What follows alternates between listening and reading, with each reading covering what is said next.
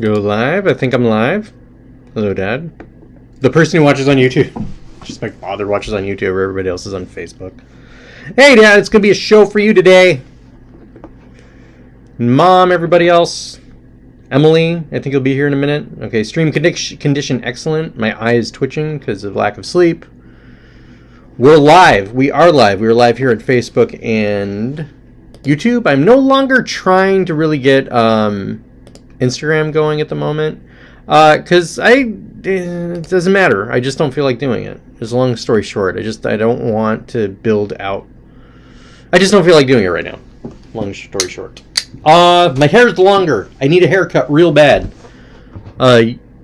Text in the chat if you think I need to turn off subtitles. I don't need to see subtitles for everything I'm saying. I know that I'm saying it. We're live. Hi, this is Jacob Robertson of the Starship Cafe. Can't say that other word. And I'm here in the Pacific Northwest. I'm a real estate agent. If you know anybody who's looking to buy, sell, or invest in real estate, and I am an author. I write a Substack. It's pretty awesome. It's going to help you survive the future. You should read it. You should really, really read it. I talk to smart people all the time. And then they're like, hey, did you consider this? I'm like, yeah, you're really right. You're right there, smart person. Here, I got to fix my lighting a little bit. Don't cast such a shadow. I know Emily's going to be joining us soon, so I'm going to wait for a little bit before I get going and get my bearings about me. So please forgive me. What do I have for the show for you today? Destabilizing identity and identity borging. That's cool stuff. Bank failures. Not cool stuff. CIA, YouTube, and the guy in intelligence is taking over. Bad stuff. Crime and guns. The ugly. So we got the good, the bad, and the ugly. The good is my Glock 42. I'm going to stick out the pinky. That's how you shoot, like an aristocrat, like an aristocratic Brit. You stick your pinky out, and you go like that, and you're shooting. You shoot sideways. That's how the aristocratic hoods in England do it. But I am going to talk to you about guns. So, well, should I just start with the guns? Emily, what should I do? Bree, you tell me. You tell me. Bree, tell me. Nobody's here. I was expecting somebody to be here. Nobody's here. I'm a little bit manic, so I have been drinking coffee all day, and I now wake up at 5 o'clock in the morning, like on the dot. And I usually don't fall asleep at 10 o'clock. So I'm not getting 7 hours of sleep. In fact, I have been running on somewhere between 3 and 5 for weeks. That's not true. Last night I actually did sleep. And another night this week I did get some sleep. So, this weekend I did sleep. So, but I'm still tired. I'm still a tired parent. I'm about to be a much more tired parent. I also was listening. That's what I'll talk about right now. So I have discovered something about myself, which is I could use some sleep aids. It's getting to a point where it's harder for me to sleep. There's all kinds of reasons for it. But I digress. There's that. Okay, we need to not getting enough exercise is a big chunk of it, if I'm being honest. And then there's also drinking too much caffeine and a handful of other things. Anyways, what I want to show you right here, just think about it, is it's called Entrance Hypnosis. So there's a little logo, Entrance, self-hypnosis guided meditation. Welcome to Entrance, the gateway to a new you. Entrance promotes self-healing and personal growth. And it's a cult, but I digress. So I was like, what was I doing? I don't remember why. I decided to go ahead and give... I realized there's been some things that have missing in my life from when I was a kid. And I'll just say kid, young adult, 20s. Like, I wish I had the confidence I had when I was 29 or 30 or 31, 32. I want that confidence back, and I miss it. Like, it was just like, God, I was such a badass at that time. And then I would take that confidence and then I would use it to do something, but it was gone. For whatever reason, like my confidence had greatly decreased. And so I was looking for a way to get my confidence back. And so I've been trying for like years and years and years of like, okay, I'm going to go ahead and discipline myself. So I'll wake up in the morning and I'll work out really hard and I'm going to meditate on it. And I'm going to have like a little rubber band that says confident on it. And I'm going to think confidence all the time, which kind of does work, but it's a lot of work. And I also discovered that sometimes it just doesn't work. And so I was looking at, like I talk about brainwashing and, propaganda all the time and the effect of it. So the question I had to myself was, could I brainwash myself? Could I brainwash myself into being more confident? So what I decided to do is go check out YouTube, and I typed in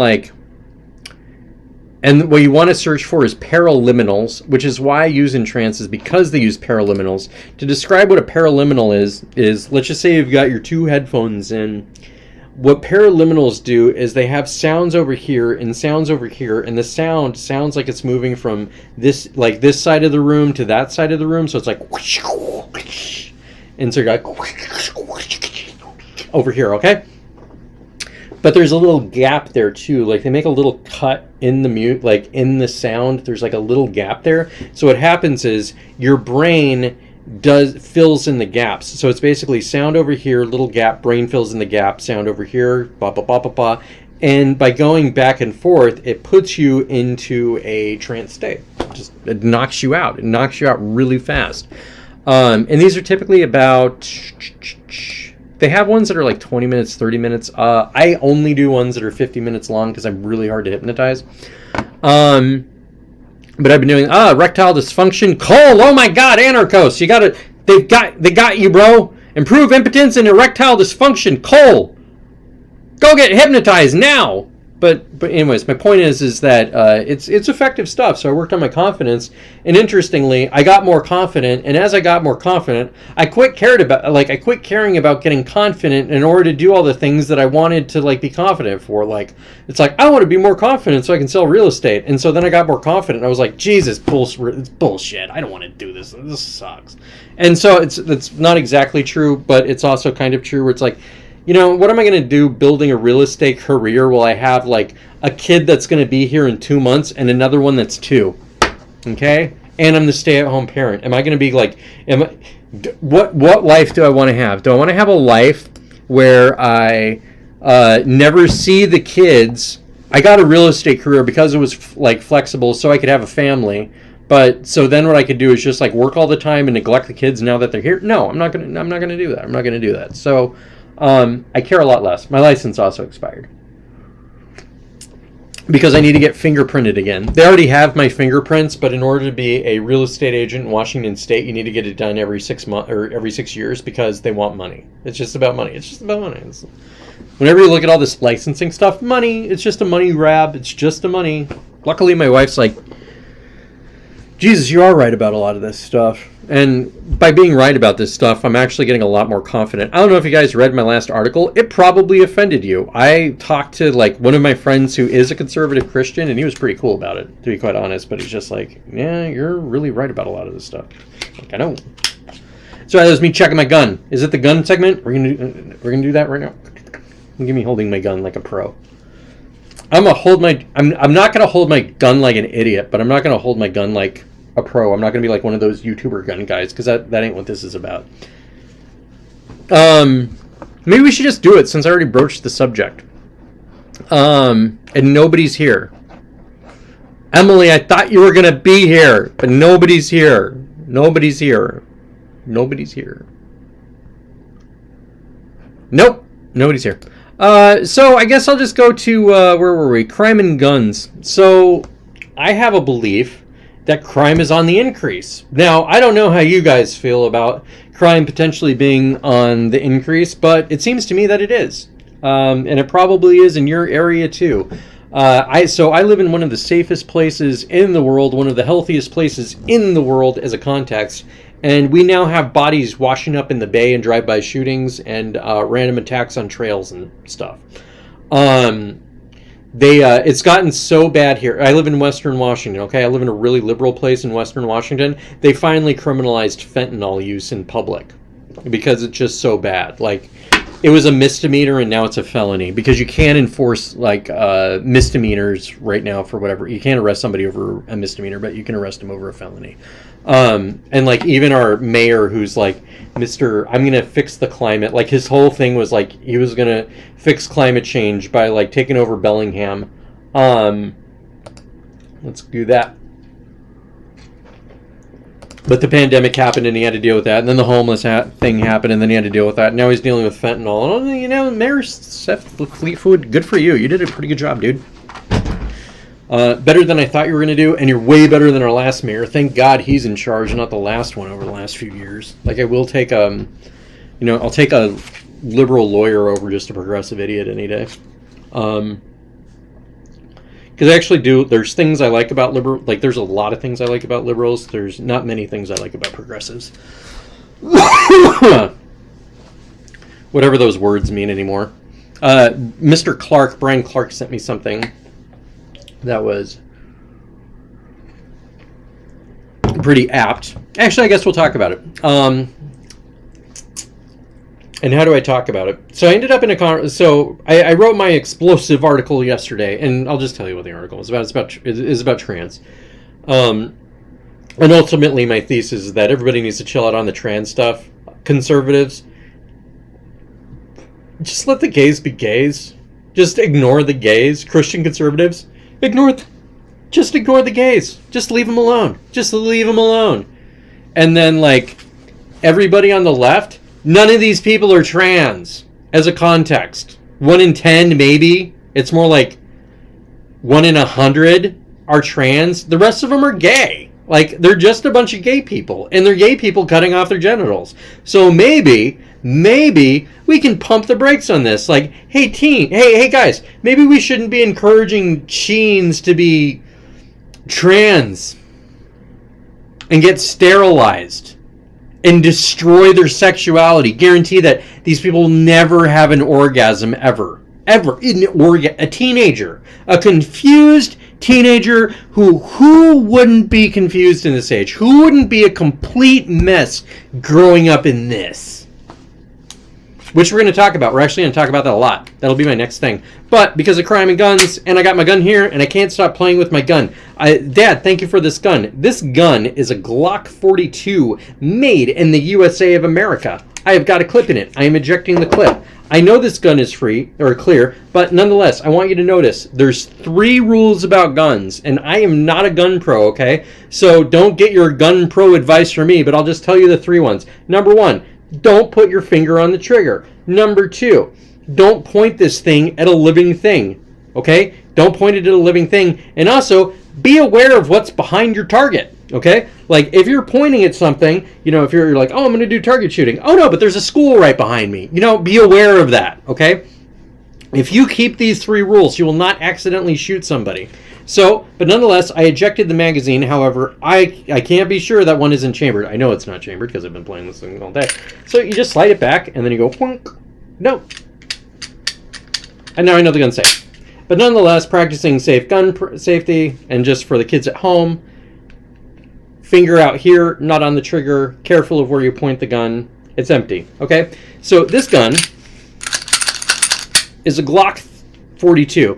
It is a 380. This is a 6-shot gun, 6+1, so it's a 6-shot clip. You could put 1 in the chamber, which I used to be opposed to putting guns in the chamber, okay? I used to be opposed to walking around with pistols with a bullet right here.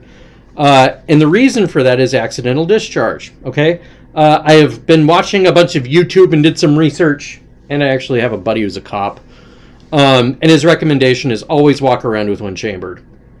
And the reason for that is because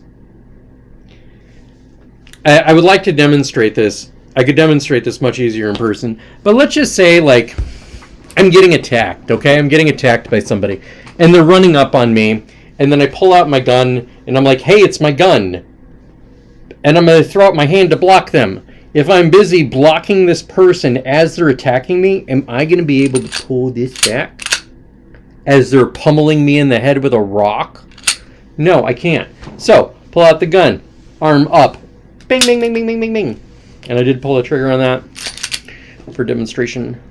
What can I tell you about this gun? I'm not going to say you should get this gun, okay? I got this gun. I'm going to keep this gun. It was a wedding present. I ain't ever getting rid of this gun. And I will carry it as a backup gun. It is badass, okay? However, I'm going to start carrying a 9mm pistol. Single stack Glock, probably 43X. Reason for that. So you need to know your gun laws. In Washington State, they have banned high-capacity magazines. You are now limited to having 10 rounds in your clip. This is a 6-round clip. I would like to have 10 rounds in my clip. Because something that is shown... Oh my god, it's Emily! She is here! What up? She's here for the gun segment. We've got to start it all over. But, I don't remember which shooting it was, but what they found was the bullet you want to carry is a 9mm, and you want to carry a lot of them. What can I tell you about 9mm? I'm not a gun expert. It is a high velocity round. 9mm go real fast. So I grew up in a 45 community where it's like all these guys are like, yeah, bro, you need to carry a 45. Like 9mm to push you around and blah, blah, blah, blah, blah. My mind has changed exponentially on that now that I'm educated. The amount of like pressure and velocity, how fast the bullet is moving, matters a lot. And in a handgun, you ain't beating 9mm. And you want to have a fragmentation. So anyways, this is a 380. It's supposed to be a pocket gun. I would not recommend the Glock 42. The Glock 42 is a pocket gun. This is not going to comfortably fit in your pocket. You can, go ahead and like get one of these, or you get one of these, and you can actually hide it. Like here, let me just show you. I'm a big belly. I don't know if I can do this. Here, I'll try doing it like this. I'll stand up on my chair that turns and see if this works. Okay, Emily, you can look at my crotch. You have my permission this time. But anyways, look at it. So. There we go. There we go. I'm singing down. Okay, don't shoot that. Oh, wait, it's empty. I pointed at my junk. Anyways, but look at this thing. It's not that big, okay? So I just do one of these. Boom, gun's gone. You can't tell there's a gun there. So in that sense, it's good, but I'm not going to be able to stick this thing in my pocket and be able to walk around and people are like, whoa, look at that guy who doesn't have a gun in his pocket. And I'll go sideways. There's a profile just for you, Emily. Anyways, so...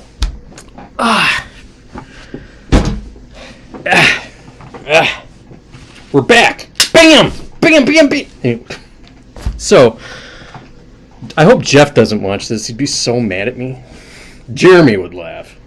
So, what can I tell you about 380s again?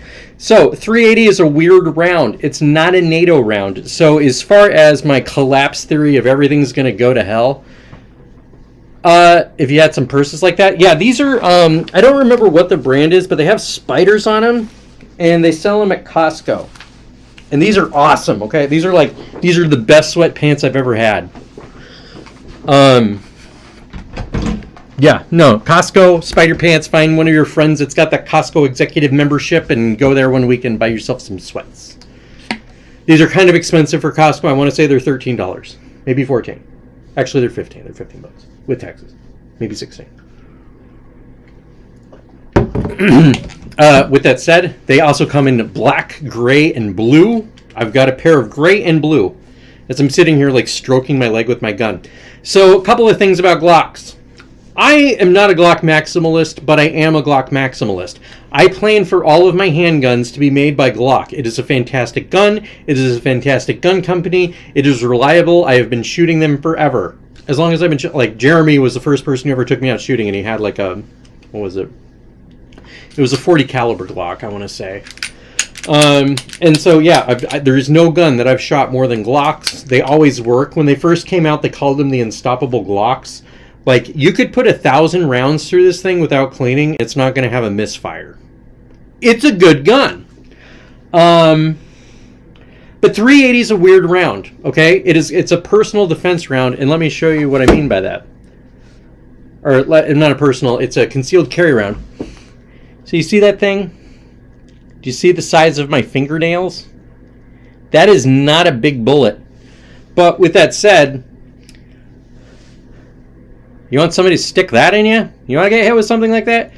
You ever been poked with a stick? Imagine getting shot with one of these. It'd suck. It would be a bad day. Now, I want to talk about ammo real quick, Emily. So here's my magazine. It's called a magazine. I want you to compare these two bullets.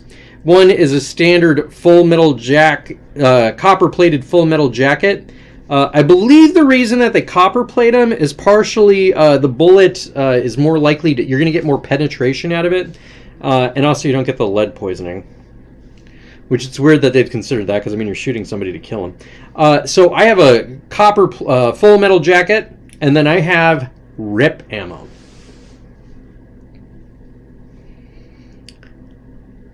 Cool. You kind of see the difference of it. So this is my defensive round. So when I carry this gun, when this gun is in my home, this is the bullet I have for it. And I want you to really look at that, okay? Maybe I can hold it up against that background so you can see it. Here, we'll put it right there, up in your grill. It's up in your grill. Stop focusing on my face. Maybe if I got my face out of there, the thing will stop doing it. Okay, there we go. Okay. Do you see how it has those grooves? How they're like spiked? It's so hard to do it like this, but I think I made my point. When this bullet gets fired, it fragments into 7 pieces. Okay? What it does is it hits and then it flowers. Okay? There's a couple of nice things about hollow point bullets. Number 1, this full metal jacket. Now, it's not going to happen in a 380. I don't think it's a powerful enough round in order to do that. But a 9mm will 100% go through people. Full metal jacket has the penetration. It has more penetration. What does that mean? It hits your chest cavity, and then it'll go inches into it. However, because this round is just a solid piece of metal and copper plated, it can go right through a person. It can go right through a bone and just keep on cruising if it has enough velocity like a 9mm bullet does. However, if you have your 9mm that is designed to fragment, what it's going to do is it's going to hit a person, it's going to explode inside of their chest, hopefully ripping an artery, because that's really what's stopping. You're going to hear stopping power. Stopping power doesn't really mean anything. And if I were to describe, like if I had my own, like me, Mr. Gun expert over here, who's not a gun expert at all, I would describe stopping power as something as you shoot somebody and they drop to the ground. Okay?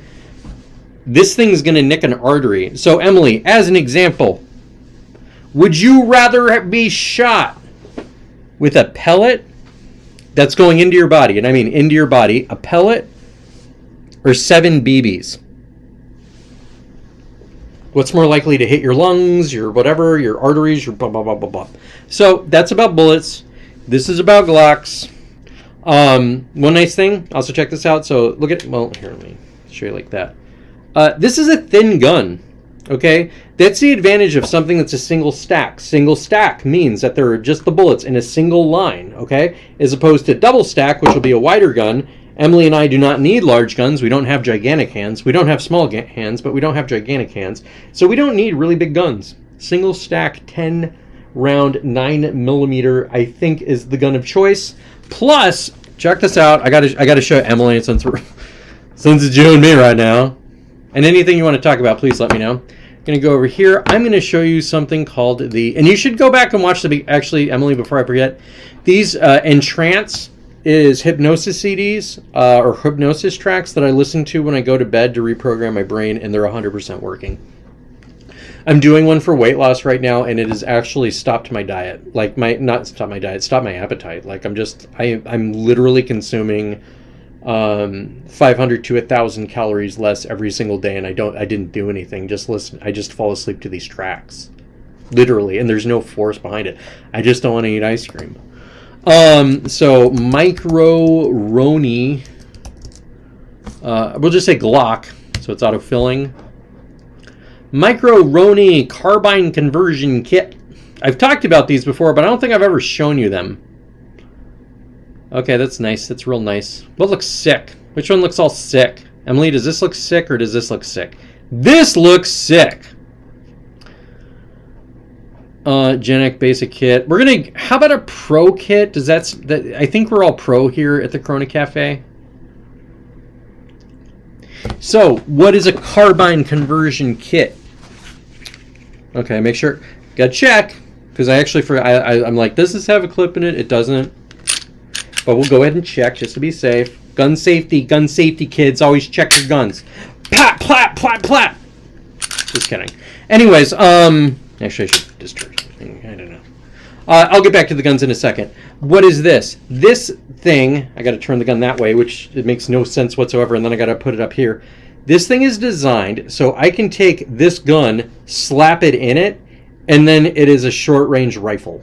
Actually, it's a carbine. It's a short-range carbine. What will this do? So, Emily, if you take a look at where the gun goes in, so let me, I can use the mouse. I can use the mouse to do that. So up here, there we go. So this is where the pistol goes in. So all this is this Glock. It's not specifically this Glock, but it does work with virtually, I think, every model of Glock. You just stick the gun inside, and then what that does is it's going to give you an extra, what does that look like, 2 inches on the barrel? What that does is it increases, I believe it's called the muzzle velocity, which means that, how do I put this? One of the things that makes long guns dangerous is the long gun part, the long part of it. Now they have a lot more power, that kind of stuff.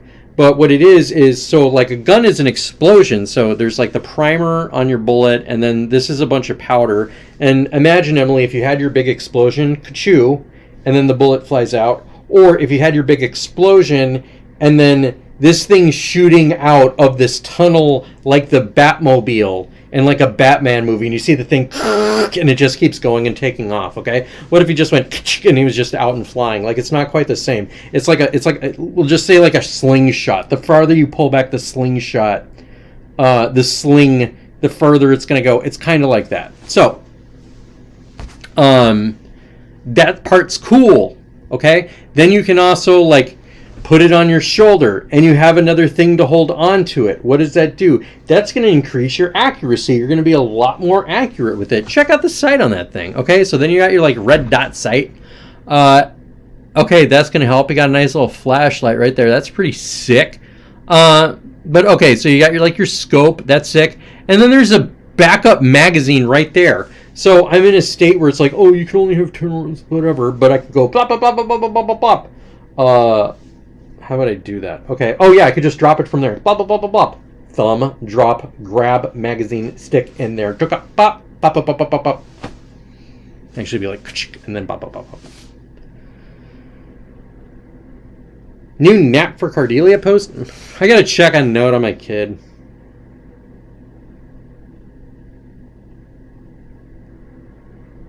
Oh, they sure, what? Sorry, I was just talking with my my cop buddy. The cop buddy I was talking about with guns. He was texting me. He's the funniest freaking guy in the world. He's a really funny libertarian guy. Anyways, where was I going? So that's why the Glock is sick, and that's why I am going with the Glock, and I want to go with the 9mm Glock because I can go ahead and turn it into like a little carbine, and then somebody it's just like, oh no, I only have a handgun for home defense. Uh-oh. Nope, now I have a slug thrower. So that's pretty cool. And that's all I got. That's all I got for right now. Oh yeah, one other thing. Like, here's the thing about guns. Another thing about guns. Get something you're gonna carry. Okay, so you're not gonna carry a shotgun with you everywhere you go. You're not gonna have a shotgun on your hip. I've also, incidentally, in the past, ever since I've become radicalized, which has really happened in the past couple of weeks, if we're gonna be honest, I would carry on my hip. I would 100% carry on my hip. And you don't want to have like a ton of weight. That'll suck. Like, it won't be fun to carry, and you won't carry it. And guns are fun. Okay, that's it. That's the secret. That's Emily and I were talking about it earlier. Guns are fun. Man, we've been talking about guns a lot. I'm going to talk about guns some more. So my thesis is that society is not decentralizing. So you talk to people about, oh, what we need to do is decentralize, and it's decentralized currency, and it's decentralized blah, blah, blah, blah, blah. Nothing is decentralizing. It's fragmenting. Society is fragmenting. It is ripping itself apart. And it's happening everywhere, and it's because of the internet. But with this fragmentation that's happening, it's ripping people apart, which we're going to talk about in just a second. So my prediction is, as bad as crime is, we're going to have an explosion explosion of crime. So much more crime is coming. Like if it like so there's going to be more school shootings. There's going to be more mass murder. There's going to be more robberies. There's going to be more rapes. Because we have the worst society possible to raise a child in, and it's been going on for a long time, and there's just this sort of like, I'm not going to say critical mass or whatever, but we're reaching critical mass. And I'm going to roll right into that. That's a pretty good intro. I'm going to pull up an Adam Townsend article, which I found. No. Cancel. Here we go right here. And then we go to adamtownsend.me, which is just so freaking funny. So there we go. Progressive think tank terminators hunting conservatives. Labor, transport, maintenance, tactical, assimilation, medical. That is really funny. Sales and the merchandising of conservatives. Sales, words, and identity. Man, just Adam Townsend's so smart. Just freaking rare. Enjoying my cup of liberal tears. So this is the one I'm going to show you. Because this is where he first brought up the idea of...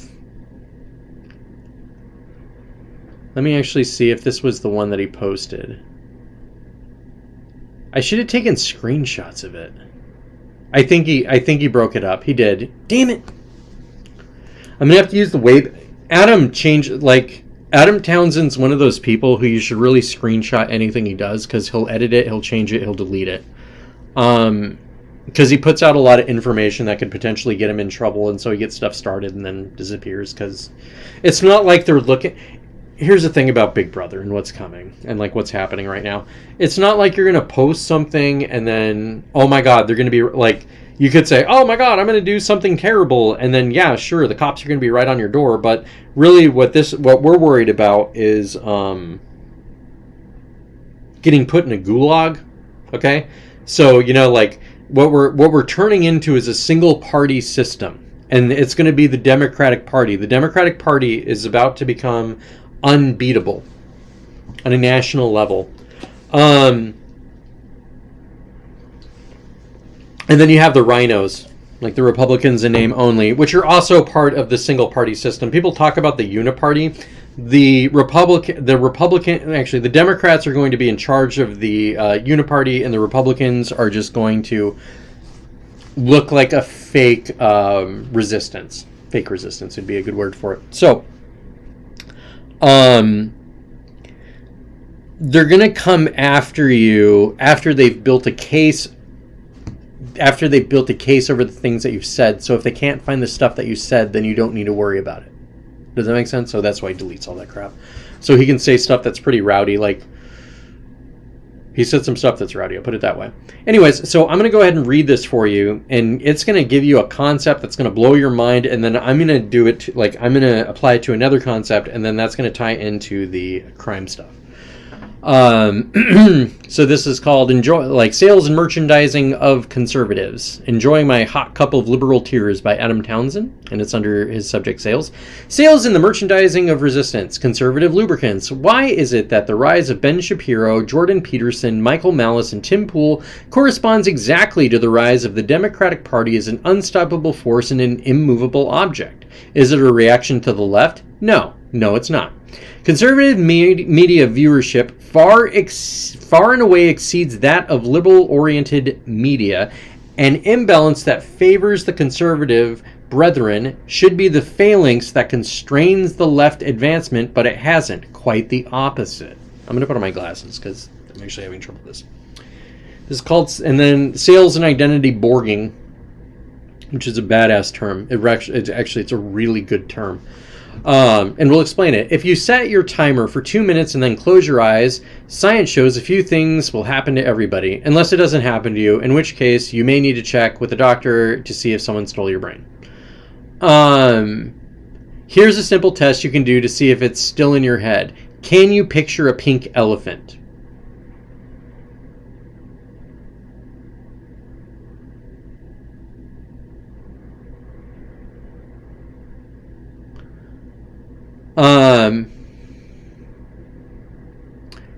If you can, your brain's been taken. Your brain will time travel meetings, future events. and encounters you've had recently and to-dos. You will perceive your own identity.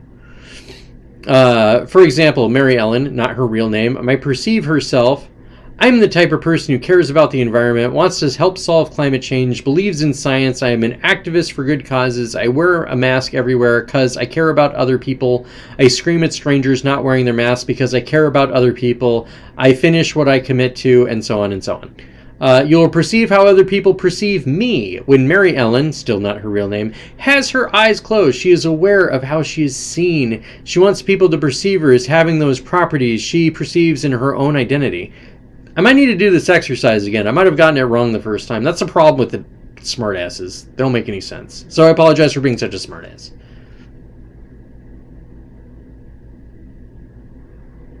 Yeah, no, I passed the test. Emily, I'm still Roy Kent. Like, I'm not gonna... Look, I'm gonna close my eyes. What's my personality? Do I seem like the type of person who cares about the environment, wants to help solve climate change, believes in science? I'm an activist for good cause. I wear a mask everywhere because I care about other people. I scream at strangers not wearing masks because I care about other... No, I'm an asshole. And that's actually the point. I'm still me. I'm still me. They haven't turned me into not me. Keep listening. Sales high fidelity versus high convenience, liberal high fidelity. Mary Ellen has been sensory bombarded with panic, fear, and conflict. She believes the earth is dying, guns are out of control. It looks like I have pretty good control over my gun right now, Mary Ellen. Sorry. You got to pull the slide back in order to reset the trigger, and then you pull the trigger in, so it sounds like that. By the way, Jessica, or Emily, when Jessica and I first got our guns and we were trying to get familiar with it, we had this show called, or we had this game we called Shooting Jessica Jones. Like, Jessica Jones is such a crappy show that every time it pissed us off, we just, like, shoot at the screen. Get comfortable with that trigger fire. Incidentally, by the way, going back, Glocks have crappy triggers, okay? So if you're going to go Glock and carry stuff, there's a couple of things I recommend. Number one, grip tape. I don't have it because I'm an idiot. But I also don't carry my gun because I don't have my concealed carry permit yet. Dad, I'm sorry. Maybe that's what we can do when you come. Number one, do that. Number two, I'm going to get a 3-pound trigger, okay? I'm going to get a light competition trigger. They're like $150. But with that said, I will have a hair trigger on this gun. I will pull the trigger, bing, and it's like moving my finger through air. And then the sights on Glock suck real quickly. I want to show you that. Those are like, see those white dots? White dot sight. I want a red dot. So we'll probably change the sights. I might even go ahead and do a red dot scope and then go ahead and put a green laser right here and then train myself to get used to new meal. Oh, they're actually doing stuff like, oh my God, Emily, I can't believe it. The freaking school is giving me updates on my daughter that they said they were going to, which is we're feeding and like bathing her. Well, we're feeding her kid and giving her naps, which they're supposed to do. But like, you've taken care of kids. Try entering like, oh, when did little Nugget go to bed? When did all 20 little nuggets actually fall asleep? Like, and I'm going to put it in my iPad while there's a kid screaming and pooping on everything. That's not a thing. Anyways, let's go back to here. So, just remember, Mary Ellen, I got that gun control. Let's go back here. What was that? Oh my God, that. OMG, that. Okay, so, if you could say more about that, Miss Emily. So Mary Ellen has been sensory bombarded with panic, fear, and conflict. She believes that the earth is dying. Guns are out of control. Republicans want to destroy the multiverse and so on. There we go. That's so rare. I was the only one in my preschool that regularly did everything. I believe that. There's very few people in my preschool that do that. Her anxiety is programmatically. Wow, that's a new word. Converted to real-world physical action. It's an activation to vote and to march and to shout at people not wearing masks. Conservative, high convenience. To define conservative, I use a composite of characteristics of those who are opposed to leftism. This includes libertarian, anarchists, nudists, and those that are considered traditional conservatives, more aligned with the larger party identity. I call this conservative brethren, and for simplicity, I will refer to this as conservative. He did clean this up quite a bit.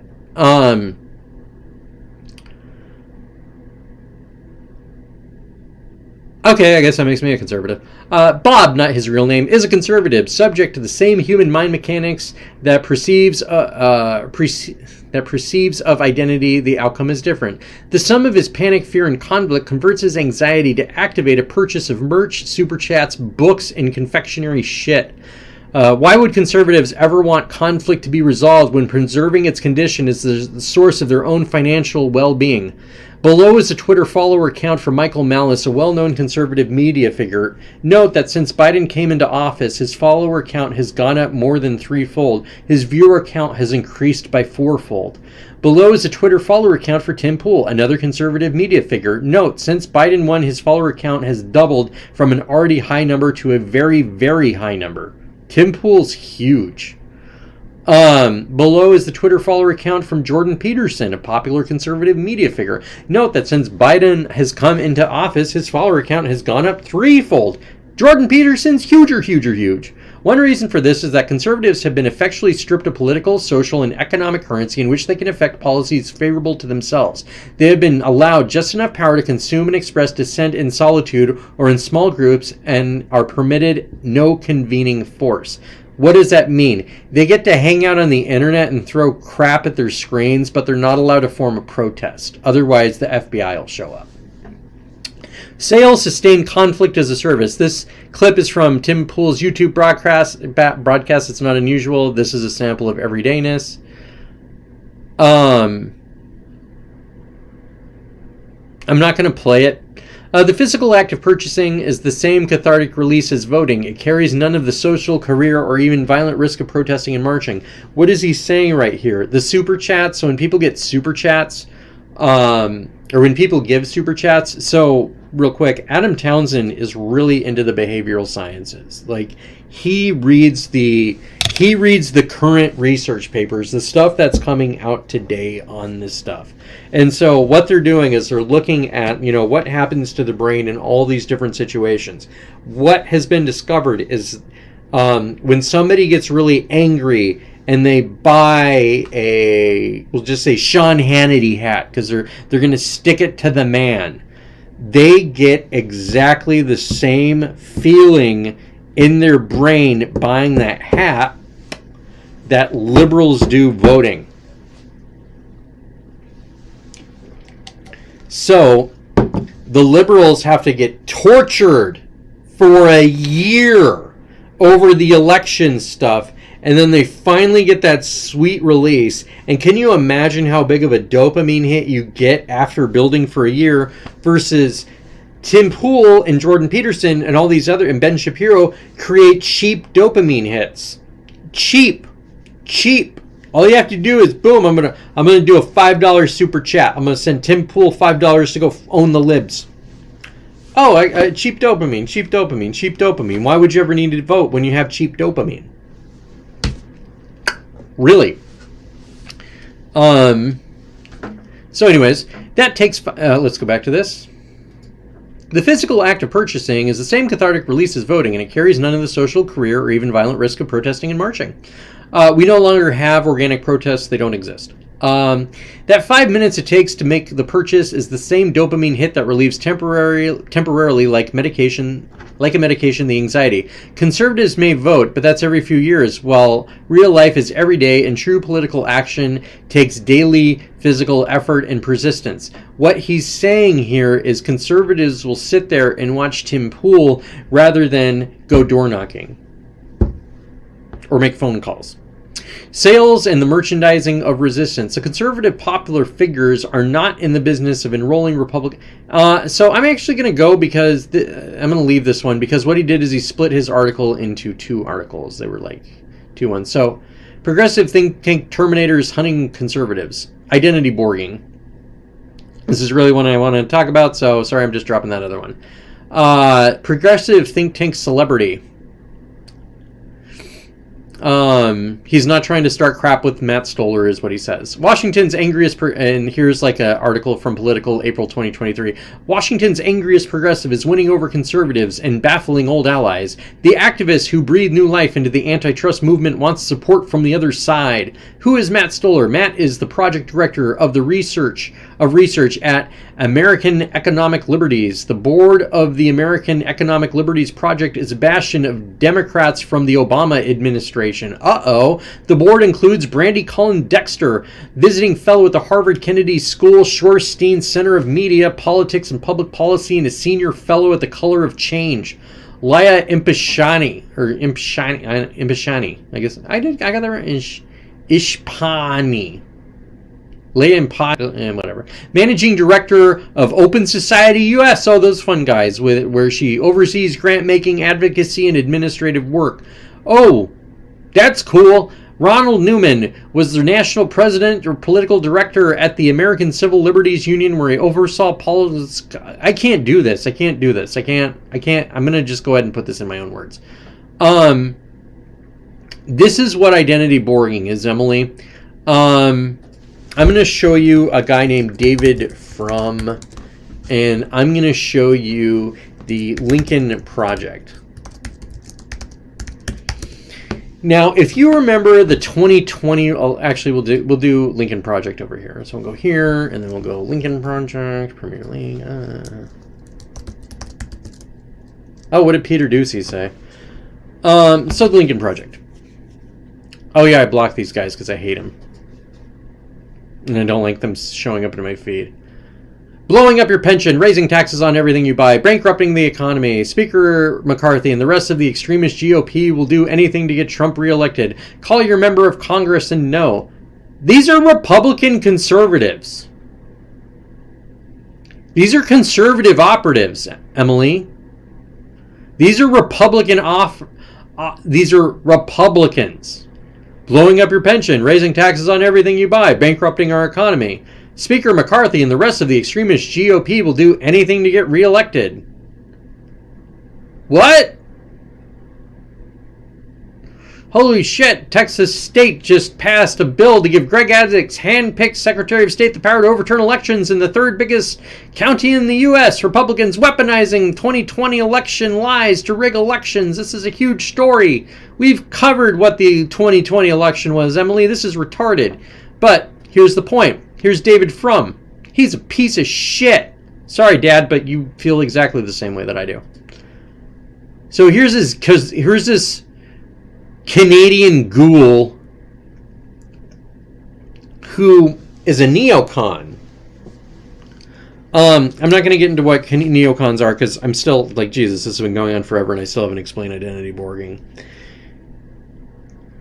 David Frum was a Republican who was a big proponent of the Iraq War. He justified it. He wrote all kinds of crap about how we needed to do it. This guy is an imperialist, okay? He is going to always support anybody who is going to expand America's influence over the globe and expand the financial and militaristic power of the United States of America. And by the way, spoiler alert, all of this is about war and deficits. That is something that the Republicans and the Democrats have in common with each other. They will always support war. They will always support deficit spending. I, Jacob, care about no war and no deficit spending. I don't have a party. Literally, the things I care the most about are don't kill innocent people and stop shoveling us with debt. Emily, your debt obligation to the United States of America's debt is $800,000. So's mine. That's how much spending is going on. And you know who gets 25% of that money? Literally 25% of the budget? 25% of the budget goes to the military-industrial complex. That doesn't even mean the Pentagon. That means Raytheon, Boeing, Lockheed Martin, and so on and so forth. Those guys get 25% of the money of our tax dollars. And I'm sorry, not our tax dollars, our credit card purchases. You know who gets another 25% of that? The Pentagon. That's how much money it is. It's just absurd. Anyways. So here's this jerk David Frum. And this is kind of the point Adam's making, although it's not exactly the point, but this is much easier to understand. David Frum, as Emily says, F them hoes, but she didn't say that, Dad. But I'm not going to say the F word at least. So David Frum is a very principled conservative figure, and he probably supported Mitt Romney in the election. And it's like, oh well, at least he was a respectable Republican who got down. And then I bet he was a never Trumper. I don't know that for a fact, but I imagine he was a never Trumper Republican, and so were the Lincoln Projects, never Trumper Republicans.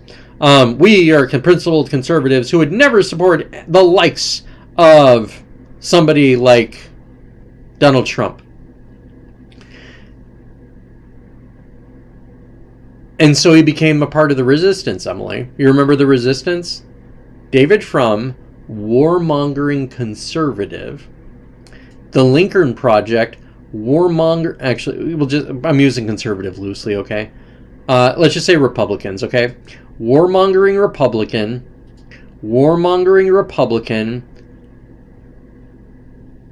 All were embraced by the left.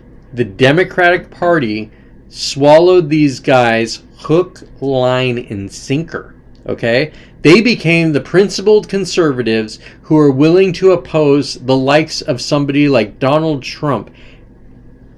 As a result of that, the Democratic Party allowed a new batch of neocons, and if I can just loosely describe neocon with my own language, a neoconservative is somebody who believes in the imperial expansion of the United States in order for it to have a hegemonic control of the entire globe. That's what a neocon is. Okay? What the Democratic Party did as a result of Donald Trump getting elected was they brought a whole new batch of neocons into the party, okay? Republicans who are now... So David Frum, even though he's a Republican, is a principled Democrat. Even though he's a warmonger, he is a principled Democrat. Even though he supports blowing up brown people with missiles that cost $150,000 each and paying a guy $30,000 to blow up a villager from the agrarian age with it. Democrats look to these guys as the model. That's what identity borging is. It's, okay, these guys change shapes. You have Republican conservatives becoming liberal Democrats, but then you have liberal Democrats becoming conservative operatives. So Michael Schellenberger is one of the examples that Adam Townsend talks a lot about, and so is Matt Stoller. So what the conservatives are doing is they're embracing progressives because they're acceptable progressives to use to fight against other progressives and the Democratic Party. So while David Frum was busy hoodwinking Democrats, Matt Stoller is hoodwinking Republicans to the point where the Democratic Party is cheering on a war with Russia. Bree, our liberal friends in the Pacific Northwest in Western Washington are screaming for a war with Russia because of identity borging. There's more to that, okay? I want you to think about how much of a stretch it is to go from I am 100% opposed to war all the time to being in favor of that. That's not you, okay? There's you, the authentic you, and then there's you who's going along with the crowd, and then there's a new Pied Piper leading you along, and so you follow David Frum, or you follow Matt Stoller, and you wind up becoming more progressive or more militaristic. Does that make sense? But what happens is, when you go in this different direction, it destabilizes your identity, okay? Because it's not you. What the internet is doing to us is we're seeing stuff like, and this might be Brie. I'm going to use Brie as an example, but this isn't about you, Brie. So Bree might sit there and she'll watch Dr. Phil, okay? And then, okay, Dr. Phil was about this and this. Okay, great, there's Dr. Phil. But then she'll go ahead and get on Facebook and she's going to be exposed to, I don't know, whatever brain vomits everybody in her community is. And then she's going to go ahead and watch Netflix afterwards. And, you know, maybe she's watching Black Mirror. I don't know what's on Netflix. Anyways, so she goes and she watches Black Mirror, and then she gets on Twitter and starts fighting with people. So in the span of an evening, Bree has gone from an hour with Dr. Phil to an hour with the million perspectives of the people in her friends group to watching a show on Netflix. We'll just say, how about we just say Gotham, okay? She's watching Gotham. And then she gets on Twitter and she's exposed to more ideas. We're not supposed to be exposed to that much information. So what'll happen is there's something called mirror neurons, okay? And Emily, you probably have a ton of them. And that's why you're so perceptive and you have a lot of empathy, even if you're dead inside, okay? Empathy doesn't mean that you're alive, by the way. It just means that you have mirror neurons and you can read people really, really well. Well, what's happening is as we're consuming, and this is why I'm telling people to get off the internet, by the way. What we're doing is we're consuming information, and then our brains are trying to mirror what we're seeing in order to understand it. By listening to David Frum, we are mirroring David Frum in our mind. And the more that we mirror David Frum in our mind, the more that he gets and the way he described it was great. It was like a spider crawler. So what'll happen is you're going to get, I'm going to use the bullet for this, you're going to get a little identity. Did you guys read did you read my Gobstopper article? And if you haven't, read it, okay? Read it. What it's doing is it's implanting new identities into your brain. These new identities are going to come into conflict with your old identity, and you're going to try to reconcile it. However, what you're perceiving in the outside world is more of this. You are trying to fight. Like, your inside is trying to fight the outside, and the outside's going to win. If you listen to rap music all of the time, you will become a piece of shit. It's unavoidable. It's going to make you a worse person. It does, okay? It's programming. It's brainwashing. I was talking about hypnosis at the beginning of the show, okay? So David Frum, identity boarding is people putting in new things, new modules, okay? Let's get to the destabilization part. That's going to make you crazy. It's going to make you crazy. Why do you think kids are just so freaking screwed up and all these trans, like, is it any coincidence that the trans explosion coincides with many of these people coming to age and growing up after social media existed? They're exposed to too many perspectives and ideas. They cannot catalyze an identity. They can't do it.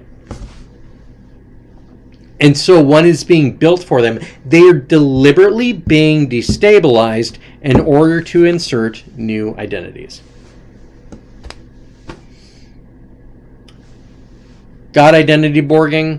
Okay? So do not trust liberals who become conservatives. Do not trust conservatives who become liberals. Don't do it. They are not to be trusted ever. Also because they're grifters. There's mostly just a lot of grifters. It's so that they can make money. Like, these people have no principles. They just want to make money. And Bree, I love you. Welcome, Bree. Bree, I made that point. I largely made that point, but I'm going to get back to it.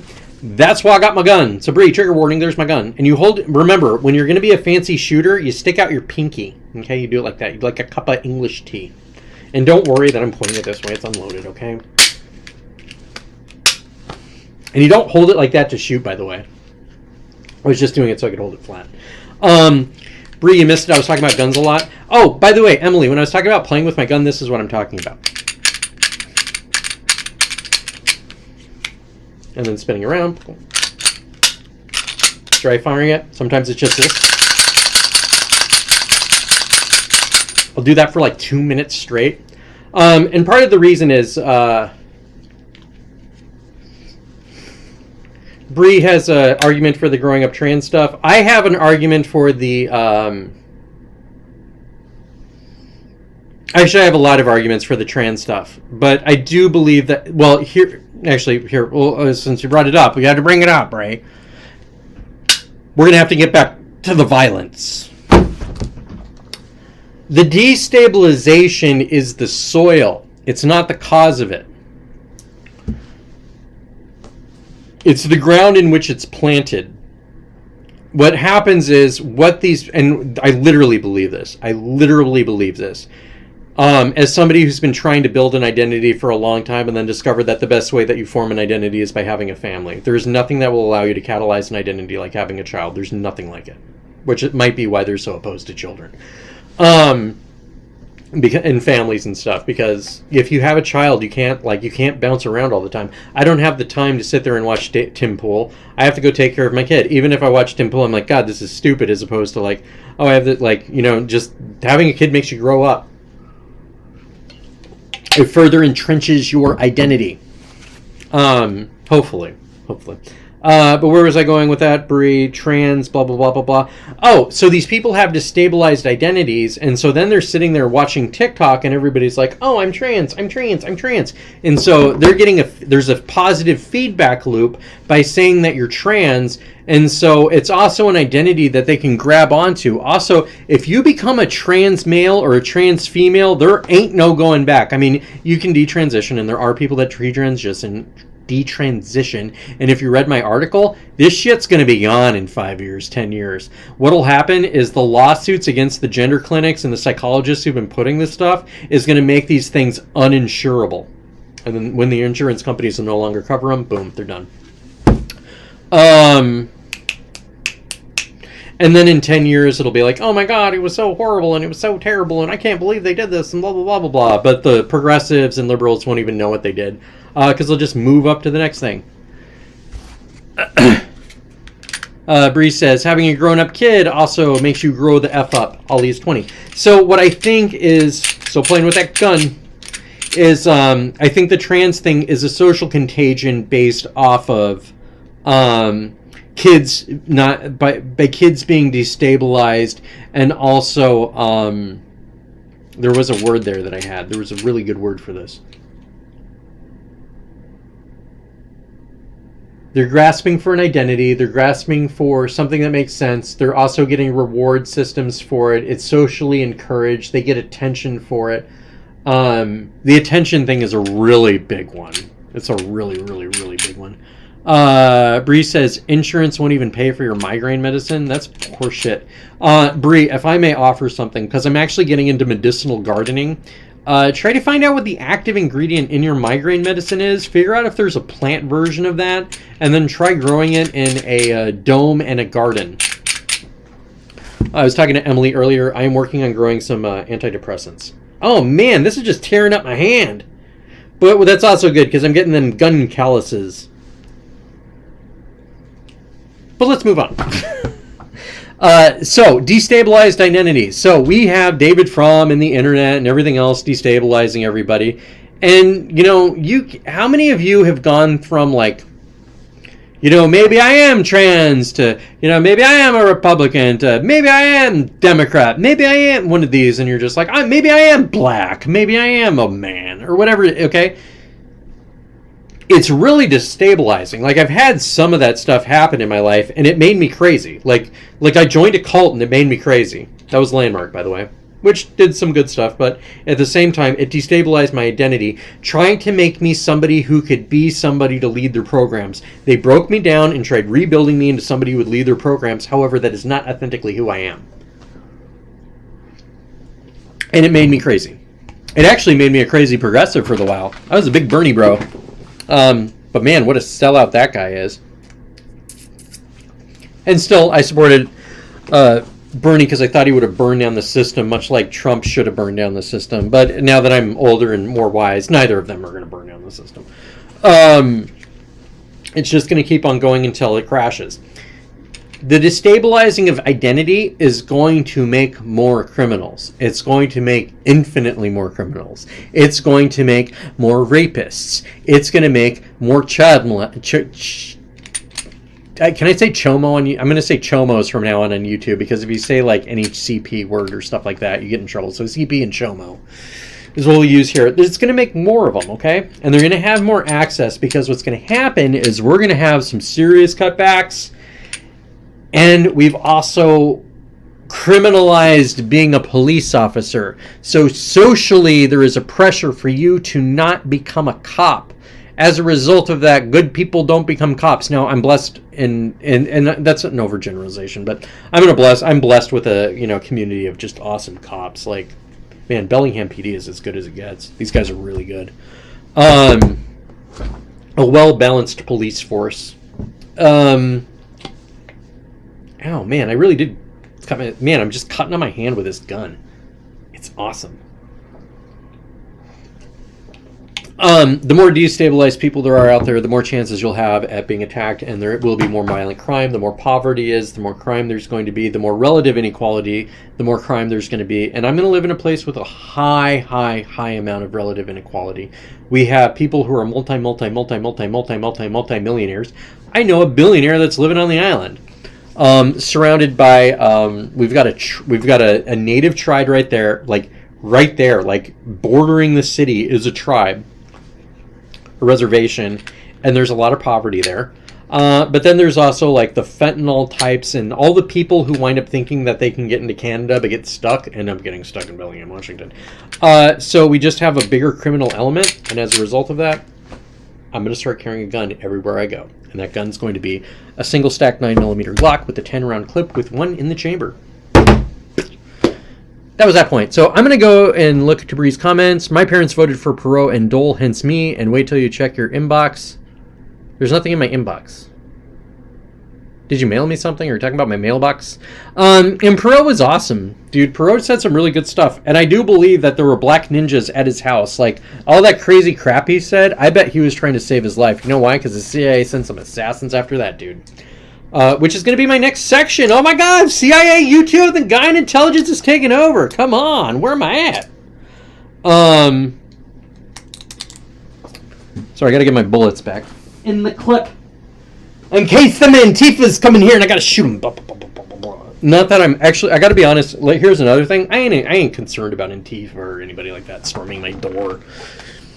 You know, the commies and the Bolshevik Revolution, like, don't get me wrong, and I gotta say this, and I'll say this again, there is an element of the left that wants to genocide Christian Republicans, and there is a side of the Christian right that wants to genocide the trans community, and I mean legit just kill them all. And they gonna go at it. I am telling you, again, I live in Bellingham, Washington, liberal land or whatever. I am seeing way more people in MAGA hats. I mean, a lot of MAGA hats. And people carrying guns. Okay? So I think we're getting, I'm not going to say we're at critical mass right now, but shit's going to get pretty hot. It's going to get real. It's going to get real. Not that I'm cheering it on or I'm excited about it. I think this sucks. Like, you know, America was really good. It was great. And then even before, like, 9/11, it was great. And then everything kept getting worse. Whatever. We're going to move on. We're going to talk about the CIA. Come on, man. Come on. Let's go find us some spooks. So there's entranced hypnosis. Bree, you should rewatch, like, maybe the beginning of this. You might dig this stuff.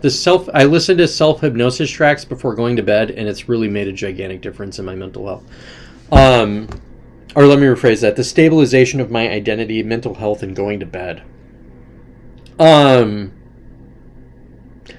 Where was I going? Oh, I got to stop real quickly. I got to stop. Time out. I owe Ray an explanation on a couple of things. Ray, I apologize that I did not get back to you on this or with some other stuff. So Ray asked about Jim Crow 2.0. I want to say that was that in Mississippi or Alabama or Louisiana? It was one of those three. It's one of the three southern states like that. And it was about some county where they're doing that's preposterous. Okay, calling it Jim Crow 3.0 or 2.0 is stupid. Okay, it's not like you're gonna have white and black bathrooms. It's not like there's gonna be different crime, like different whatever. But what that legislature did is they effectively made another little capital inside of thing. And really what they're doing is they're sucking up all of the public resources for themselves. So like the rich people, the rich and powerful people, are now asking that their community gets even more cops, and they're pulling those cops from the state government to police their own community more. So it's, and like, I mean, I guess you could, like, it depends on who the blacks are, like, or I'm sorry, who the criminals are. And so if it's a bunch of black people, then it might disproportionately affect black people. But really what it's about is it's pulling cops and resources away from poor people and giving them to rich people. Okay? And that's my problem with the hysterics of the left, by the way, is they talk about legitimate problems that they have or that we have, but they go about it in this dumb, hyperbolic idiot language. Idiots. Anyways, where is it going with this? Oh yeah, Tim Bailu. I think it's Tim Bailu.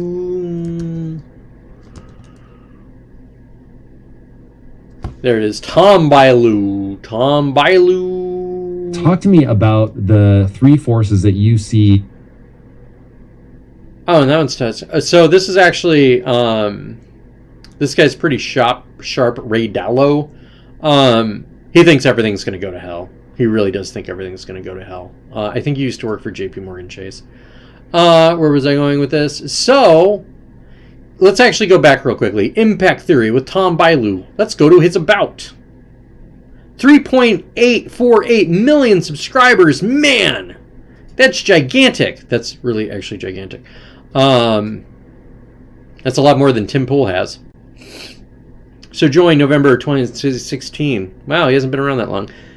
Let me see. Welcome to my channel. I'm Tom Bailu, and my goal with this YouTube channel is to introduce you to the people and ideas that help you actually execute on your dreams. You'll learn how to level your mindset, develop leadership skills in business and your personal life, and learn how to live your full potential. I drop weekly dose of inspirations and whatever and blah, blah, blah. I was hoping this was more of a bio.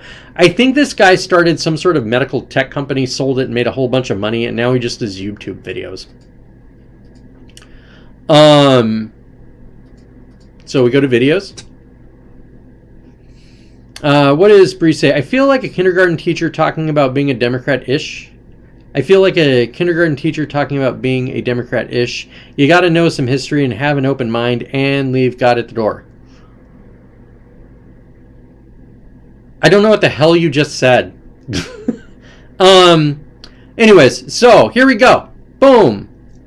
So for anybody that doesn't know, So CIA spy on mind games, World War III, China, Russia, New World superpower, Andrew Bustamante.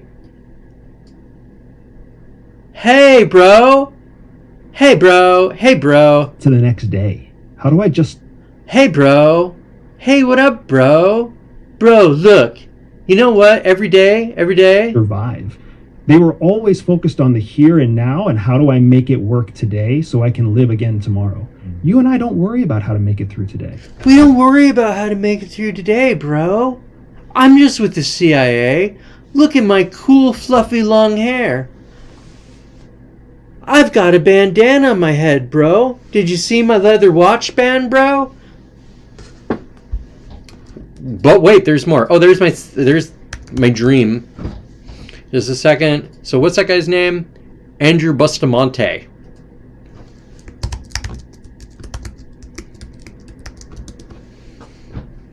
Actually, wait. Let's just check this.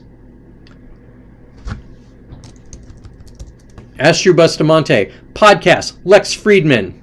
Everyday Spy. Valuetainment. India. Concrete. CIA Spy. Concrete. Dude, Valuetainment is a gigantic channel. Everyday Spy is a gigantic channel. Lex Friedman is the biggest freaking podcast around.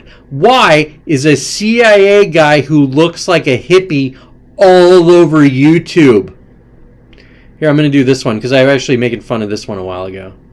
No, not him. He's the guy who owns Everyday Spy, so that's his thing. He's like, hey, look at me, bro. I'm just smiling, bro. We're just friends, bro. Look at how friendly we are, bro.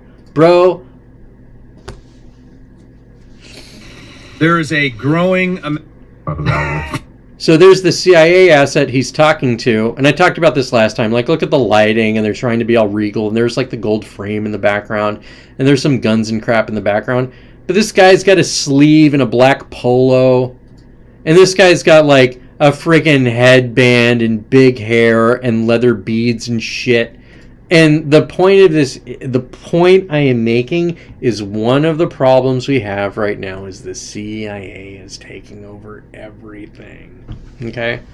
So we have a couple of power structures that are really emerging in the United States. I'm not sure, and I'll go ahead and tie this into the next segment, which is bank failures. So the second largest bank failure in American history happened yesterday. And the federal government, I'm going to say it was the Treasury, gave J.P. Morgan Chase, possibly the largest bank in the country, $50 billion to go out and buy it. Your taxpayers were given to the largest bank to go gobble up another gigantic bank. You subsidized another bailout, idiots. So the banks are taking over, but at the same time, the CIA is taken over. And what they're trying to do is appeal to more liberal-minded people. Hey, it's cool. It's just the CIA, bro. It's just the CIA, bro. Check out this. Check out this one. CIA commercial that got made fun of. We've played this before, but I'm going to do it again.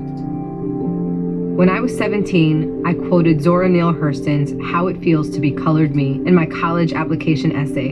You know what we care about in the CIA? Your racial identity. The line that spoke to me stated simply, I am not tragically colored. There is no sorrow dammed up in my soul nor lurking behind my eyes. I do not mind at all. At 17, I had no idea what life would bring, but Zora's sentiment articulated so beautifully how I felt as a daughter of immigrants then and now. Nothing about me was or is tragic. I am perfectly made. You don't have an identity? Find an identity with the CIA and start your own YouTube channel. I can wax eloquent on complex legal issues. I can wax eloquent. That's what I want to hear a trained killer say. In English, while also belting Guayaquil de mis amores in Spanish. Guayaquil de los amores. I can change a diaper with one hand and console a crying toddler with the other. I'm a woman of Want to see what I can do with one hand? Pow! Freedom! Just kidding. color. I am a mom. I am a cisgender millennial who's been diagnosed with generalized anxiety disorder. I'm a cisgender millennial diagnosed with an anxiety disorder? Yeah, that's who I want at the CIA. I am intersectional, but my existence is not a box-checking exercise.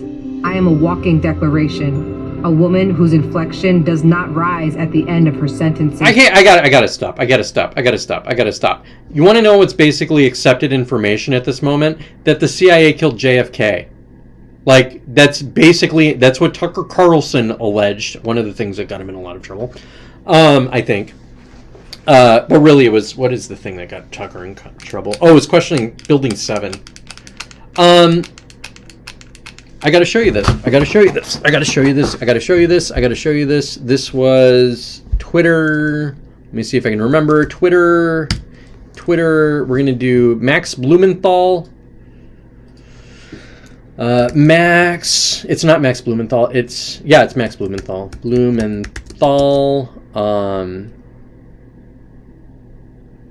CIA building, or CIA 9/11.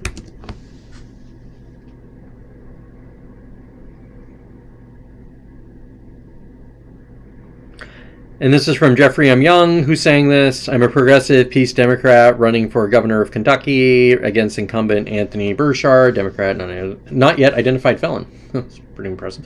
It's funny. Max Blumenthal, not only did the CIA enable these two hijackers to enter the U.S. Oh, wait, you're not seeing this? Not only did the CIA enable these two hijackers to enter the U.S., they kept it secret from the FBI. The Saudi intel officer who met them in L.A. airport was also a CIA asset. And I'm not going to read this next line yet. The Saudis grabbed these hijackers and drove them directly to flight school from LAX. And it was a CIA asset. The CIA was complicit in 9/11. That's the biggest story you ain't heard. And I'm not saying that they were behind it. I'm saying that they brought fucking terrorists into our fucking country and they didn't tell the FBI about it. They hid it. Hey, bro. Bro. Hey, bro. But, bro. Oh my god. I'm just waxing eloquent. What, bro? Bro. That's the world we live in. That was the point I wanted to make about the CIA. You're going to see the CIA all over YouTube and social media. You're going to see people like this, like him, and you're going to see people like her going out and becoming freelance. And I'm not sure if you ever heard the expression that's something to the effect of, once you're part of the agency, you're agency for life. These are lifers. So they get to exist inside of the sphere of the CIA's influence, and they're using Google because Google is the CIA. Google, Facebook, Comcast, these are all Amazon Web Services. These are all intelligence assets. The intelligence community is taking over. And they're doing mind control shit to drive everybody crazy while they're doing it. So, that was that point. Let me see if my reel's working. I think the ladies are gone. Are you there, Bree? Emily, is anybody there? Nobody's there. Everybody's gone. That was my point. I actually don't know exactly what my point was. But I'm going to come back here real quickly, and we're going to dial it down. Actually, I want to go back to that CIA thing. I made a pretty big claim right there. So let's go right here real quickly. 9/11 hijackers revealed as CIA cruisers. Brax Blumenthal and Aaron Mate. Let me see if I can do that. Newly raised court filings from 2021 raises grave questions about the relationship between Alex Station, the CIA unit set up to track Al-Qaeda chief Osama bin Laden and his associates, and two 9/11 hijackers leading up to the attacks, which subject of a cover-up at the highest levels of the FBI. Let me see if I can find. Here, I'll show you. I'll show you where to find the article. So we go to thegrayzone.com if you want to read it for yourself. Blah blah blah blah blah blah blah blah. Ah, Jesus. Man, if you want to have a really ugly look at what's going on in the world from the actual progressive side of things, Gray Zone's it. And Bree and Emily, are you still there? Is anybody there? Let me know. I lost something. There we go. Got to turn that off again. Here we go. Blah, blah, blah, blah. ICC, bearing the new evidence. OPCW. Oh, yeah, this one. Remember that Syrian gas attack? Why Trump bombed Syria? It never happened.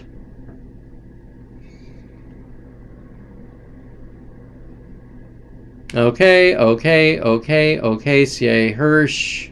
U.S. bombed Nord Stream. That was pretty good. Nick Fuentes dashed Joe Kent's congressional hopes, delighting Democrats. Okay, so let me see. This is, what is it? March. We're in May. So this broke in April.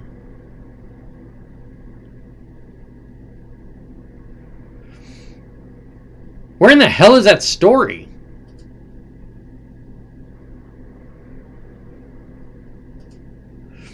Okay, let's do it back here. So we go like this. We do Max Blumenthal, then Aaron Mate.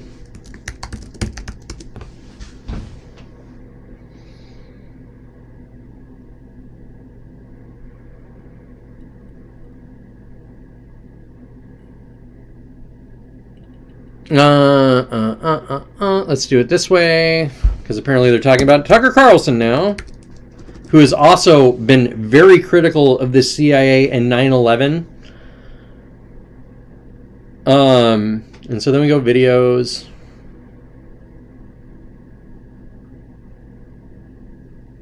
I can't find it.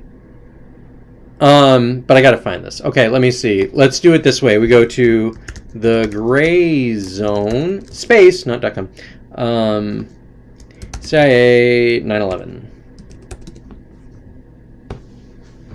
There we go. The Grain Shell bombshell filing. Bombshell filing. 9/11 hijackers were CIA recruits. At least 2 of the 9/11 hijackers had been recruited into a joint CIA-Saudi intelligence operation that was covered up at the highest level, according to an explosive new court filing. That is too long of an article for me to read, but I'll go ahead and just give you the beginning of it and the end, because usually that's where the meat is. Actually, usually the meat's at the end.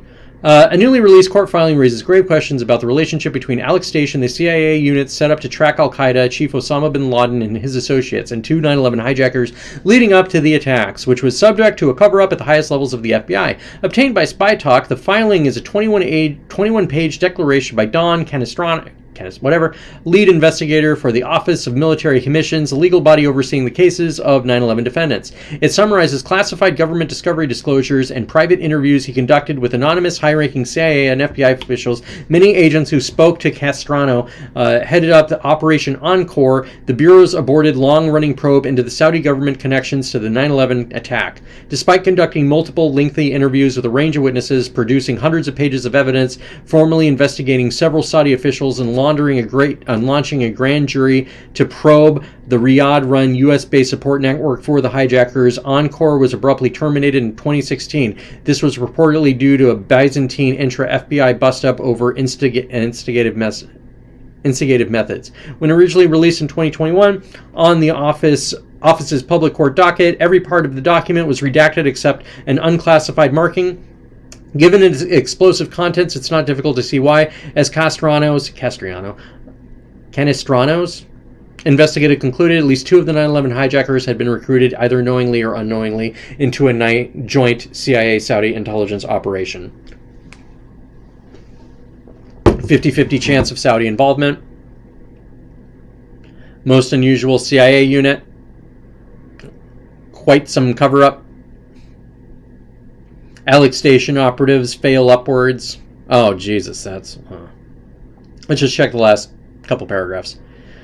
I'm going to do last 3. The public's understanding of the 9/11 attacks is heavily informed by testimonies delivered by CIA torture victims under the most extreme duress imaginable.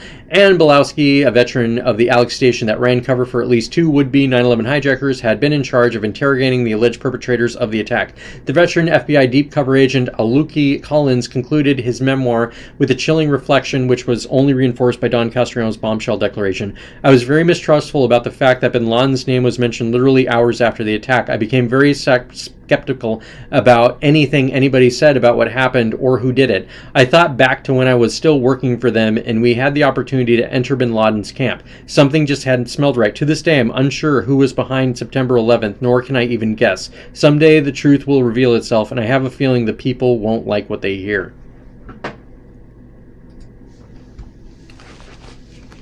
So I am getting my gun and I am practicing with my gun all the time. Here's a question for you. Let's say that it turns out that the CIA was involved in 9/11 on some level. Like, let's just say it was 2 guys. 2 guys are like, okay, we're going to get this done so we can go ahead and go to war and make $1 million. Because remember, Raytheon, Lockheed Martin, Boeing, the military-industrial complex gets 25% of the budget. And imagine what kind of boards those guys could sit on if they guaranteed a 20-year-long war in the Middle East. They'd be billionaires now. So, let's just say that does come out. And I'm not saying that's true. I don't know. Okay, I'm not alleging that the CIA was involved in 9/11. I am not alleging that. Let's just be real clear. I think it was a Saudi intelligence operation. That's what I think 9/11 was. I think it was a Saudi intelligence operation that was a result of the United States having military bases in Saudi Arabia, the home of Mecca and Medina and Islam. I literally think that's what happened. But let's just say that comes out and Donald Trump gets elected president. If Donald Trump gets elected president, and Dad, this is not like I'm not trying to offend you or anything, the country's going to rip itself apart. Country's going to rip itself apart. The riots, the outcry, the West Coast will say it's going to secede, and just all kinds of crazy, and it won't. I mean, it's not going to. And I don't think they'll let him get elected. Let's be real. I don't think they're going to let Donald Trump walk into office again. The numbers would have to be so overwhelming that they couldn't cheat. It would have to overwhelm the amount of cheat that they're going to do. But the country rips itself apart. And all those liberals who have already been destabilized are going to go nuts. They're going to go nuts. Ergo, I'm just going to carry a gun with me all the time. Now, let's say Joe Biden gets reelected. Joe Biden is 107 years old. He is almost as old as Methuselah, the oldest man in the Bible. He could die in office. So then we're going to have a functional alcoholic as the president. Here's a question, Bree, if you're there, or Emily. I think I already asked this question to Emily. Bree, do you think Kamala Harris can keep the country together while it's ripping itself apart?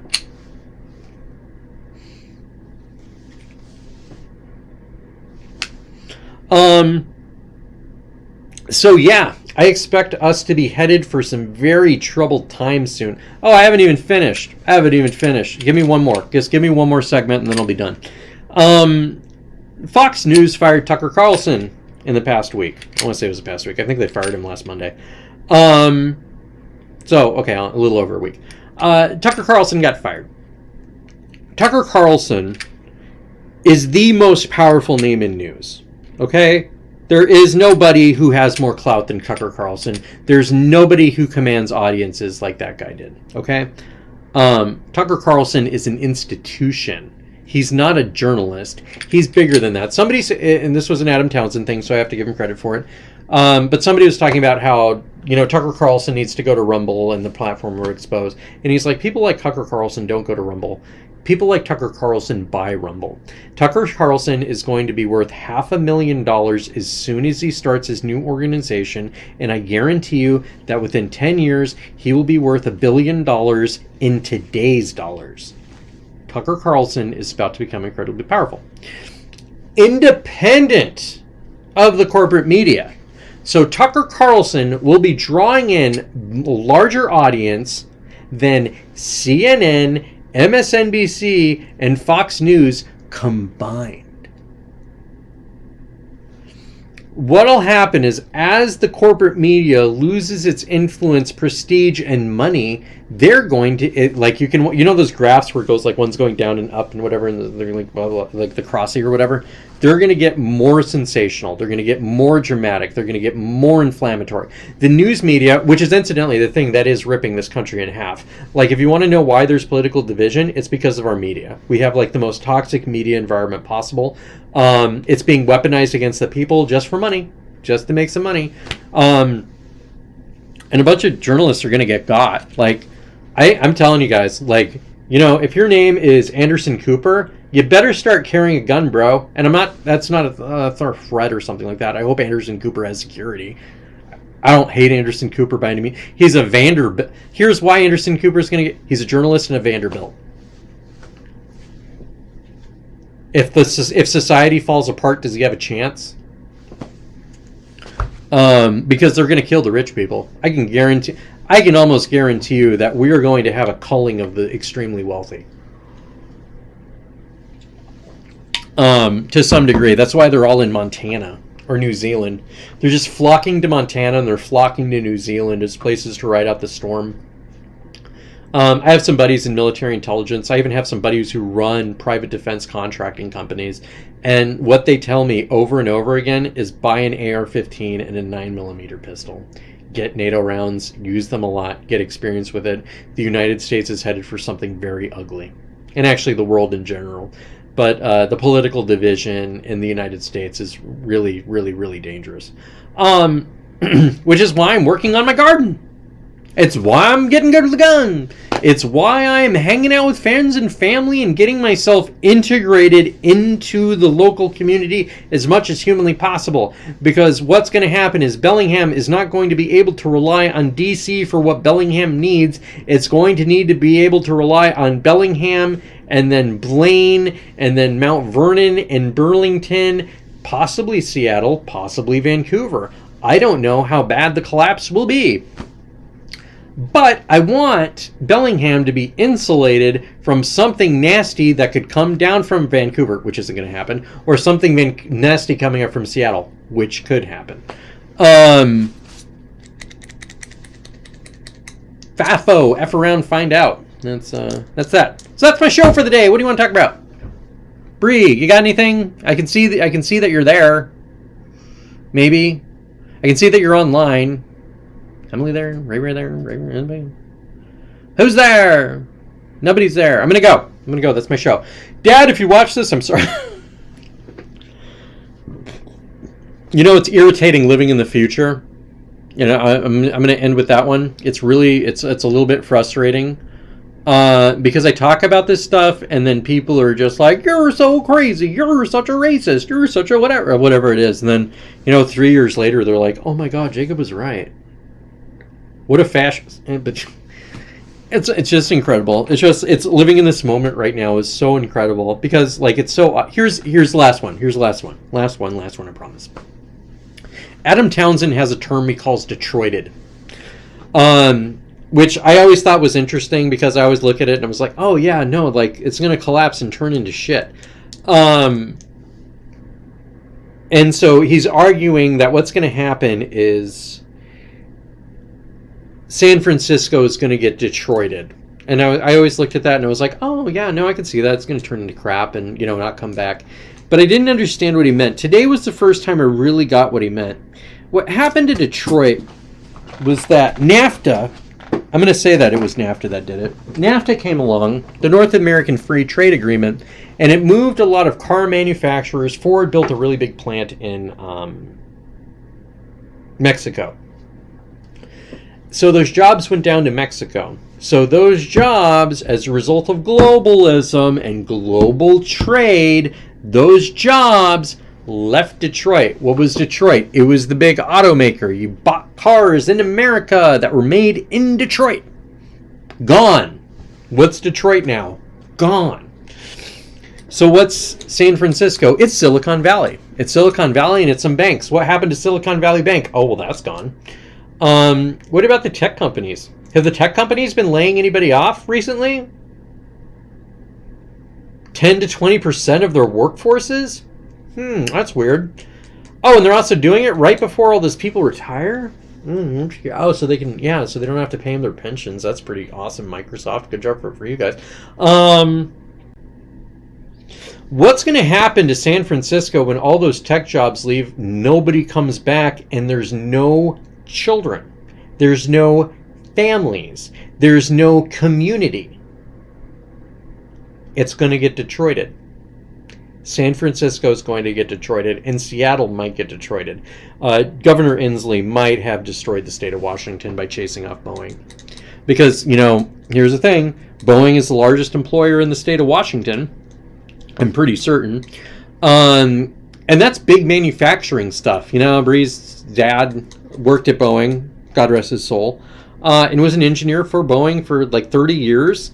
It's a high-paying job. You know, those are good jobs. You know, it's like you can't outsource an engineer. It's not like you're going to try and build a plane and then have structural engineers that are in Mexico. Okay, you can't do that over the internet. You have to have those people on the ground. By having that big Boeing factory move to South Carolina that it moved, Bree, if you're even there? Did it go to South Carolina? It moved to the south because of taxes and whatever benefits it wound up getting. It doesn't matter.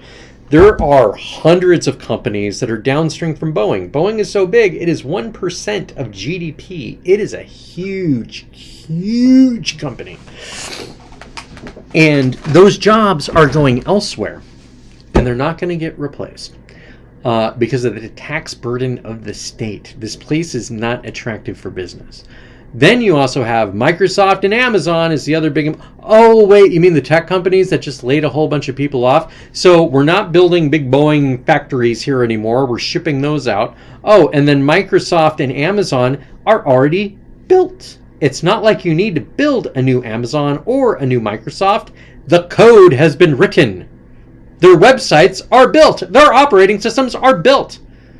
They can go ahead and advance them a little bit, and they have enough engineers to do that, but they're going to take all of those jobs that they just fired, all those people that they just fired, and they're going to rehire them in India for pennies on the dollar, and they're going to 1099 them. They're not going to be W-2 employees. So the corporation won't have as much liability or responsibility over their employees, and they can also eliminate a lot of headline risk because nobody's going to care what an engineer, like a software engineer in India does, but they might be upset about a software engineer in Washington State who ends up being a pedo and an Antifa extremist or whatever that could actually hurt Microsoft's brand. So they're going to outsource all of these jobs, and then you're going to wind up losing the tax base. And Seattle could get Detroited. That's my show for the day. That's my show for the day. Which I'll be honest, I don't predict that'll happen to Seattle, because one thing Seattle has that Detroit doesn't is it's gorgeous. It's freaking gorgeous. Okay, it's a beautiful city. The Pacific Northwest is gorgeous. This will always be a cool place to retire, go hiking, go mountain biking, go skiing, go out into the Sound, go do some boating. It does have like a massive harbor. It does a lot of shipping up in the Pacific Northwest. So, I mean, it's not quite Portland, but it's still a lot of stuff. And so that might be able to protect it more than Detroit. But yeah, I expect to see some problems. That's my show. I want to end on a happy note, though. What's a happy note? What's something positive? That's some good news. I got good news for you. I got good news for you. I wasn't going to do this. Let's do Elon Musk, Bill Maher. And by the way, this is identity borging in process. I want to show you. So let's just do this little 2-minute segment. I don't even know what it is, but it's the one that Bill Maher put up. I never thought... So I think a lot of people thought when you bought Twitter that this is kind of an outlier. Like, how does this... What doesn't fit with these other things you're doing? I never thought that. Because I think you're dealing with big civilizational issues and problems, and I was right on your page. I think Twitter is one of them. I mean, you have talked about this woke mind virus. Yes. In really apocalyptic terms. Yeah. You should explain why you don't think it's hyperbole to say things like it's pushing civilization towards suicide. First of all, what is the woke mind virus? And if we don't deal with this, nothing else can get done. Tell me why you think that. Yeah, so I think we need to be very cautious about anything that is anti-meritocratic and anything that is that results in the suppression of free speech. So, those are two of the aspects of the woke mind virus that I think are very dangerous. Is that it's often anti-meritocratic. You can't question things. Even the questioning is bad. So, another way to almost synonymous would be cancel culture. And obviously, people have tried to cancel you many times. Many times. Yeah, I mean, every week. Yeah. From left and right. I've had it from both sides. Yeah. And it's interesting. People, you and I are both like in that little group of people. Maybe it's a bigger group now. Yeah.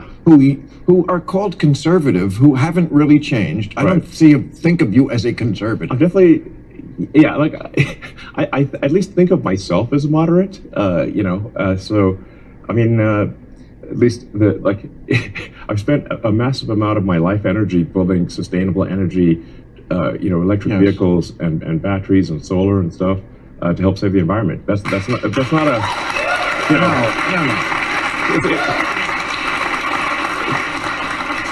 it's not exactly far right. Okay, quiet. Sorry, that's louder than I was planning. So that was one of the things I wanted to do to help you feel a little bit better about stuff. And the reason being, and actually, let's go ahead and wrap this into another segment. Elon Musk represents the CIA taking over. Okay, he's a Silicon Valley billionaire who is deeply connected to the military-industrial complex. He is an example of the new America. Okay, which, if we're going to be honest, I would take him over the woke mind virus. And so I will state that there are people who are working on this problem. The richest man in the world and some people with gigantic reach who are saying that this stuff is insane, it is destructive, and it's stupid. When you have somebody like Bill Maher saying like, hey, you've gone too far, who is a very progressive, it was a liberal Democrat, liberal pot-smoking Democrat who lives in LA, who's getting criticized for being the far right, and then you have Jewish people who are called like Nazis and that kind of. They've jumped the shark, okay? And I think the pendulum is swinging the other way against him, and so that part is good. But I want to caution people on a couple of things. Bill Maher will vote for a progressive over a conservative if there is a D next to their name and their R, as opposed to an R. Okay, so we can sit here and we can clap and we'll be like, yay, look at Bill Maher, he's so awesome, look at Bill Maher, blah, blah, blah, blah, blah. But he will vote for the people who enable the woke mind virus. Okay? Because he's been programmed to. And so what happens with identity borging is be careful about following Bill Maher because you don't want to adopt all of Bill Maher's ideas. And there are people who are working on this problem. The most powerful people in the world are working on this problem. And Silicon Valley is going to collapse, which will help with a lot of this. Okay? But that's what I got for you. That's my show for the day. So people, I love you. Get strapped or get clapped. I want to say a couple of, like, one other thing about the gun. Get a gun safe. Like, so I don't have one. However, my kids are at the age where I'm actually not going to get a gun safe just yet because I keep this gun in like a little tote. What I am going to do is going to get like a combination lock for the tote. And that way they ain't getting in there without like a saw or something, and then I'll worry about it when, like, you know, my daughter's 8. Like, I don't need to worry about it right now. But if you do have a gun, be safe with it, okay? The largest killer of kids in the United States is accidental shootings. More than car accidents. More than car accidents, more than drownings, more than dog attacks, more than anything. It's these guys. It's people being irresponsible with guns. Put your guns away. Don't, like, be a responsible gun owner. And I'm not going to tell you what being a responsible gun owner looks like for you because I don't know your situation. I can tell you that the way that I keep my pistol... I'll just tell you the way that I keep my pistol stored. I always have a clip in my gun, except for when I'm playing with it. I never... So I was talking to Emily, and I'm like, yeah, I'm playing with my gun. And so basically the reason I'm doing this kind of stuff is so I can get comfortable holding it, you know, I'm going to spin it around my hand and that kind of stuff. Just, you know, and like, just get real comfortable using the gun and whatever. And I'm going to get like a lighter trigger and that kind of stuff for it. But I always keep it in there because I know that my 2-year-old daughter I can't pull this back with 2 fingers. Okay? Factory Glocks are here, I'll actually show you what I'm talking about, Emily, so you can see it. So, to take this off, that, push those down if I can. Son of a bitch. Ah! Now I look like such a bitch. Okay, here, let's do that again. So pull that down a little bit. You can see how much I take my gun apart.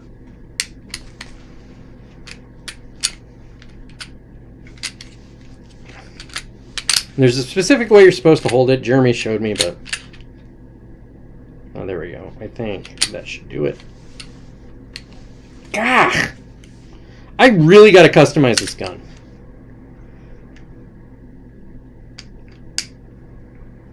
But it kind of hurts because I've been playing with this all day and my fingers are bleeding. Oh well, it doesn't matter. Long story short, there is a spring inside of this Emily. The springs on Glocks are a nightmare. I would have to put 20,000 rounds through this gun for me to be able to smoothly do this, okay? Like, part of the reason I do this is because it's so damn hard. I can't, like, the point I'm making is there is no way my daughter's going to be able to chamber around if she finds this thing. She'd have to be, like, 5, at least 5, maybe 6, because this thing's real hard to pull, okay? But that's my gun safety class. I am not a gun expert. Find a gun expert online. Masood, I'll just show you who he is real quick. If you're looking for some videos, I actually like him quite a bit. Masood gun thing. Maybe that'll show up as... Oh, that's actually the wrong thing.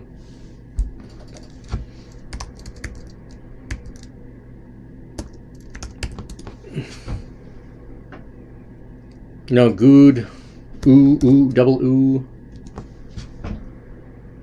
Yeah, there was his name. Masad Ayub. So the channel's called Wilson Combat. Wilson Combat. These are like, there's a couple of guys I like. So there's, I think it's Funker Tactical. I like their gun reviews.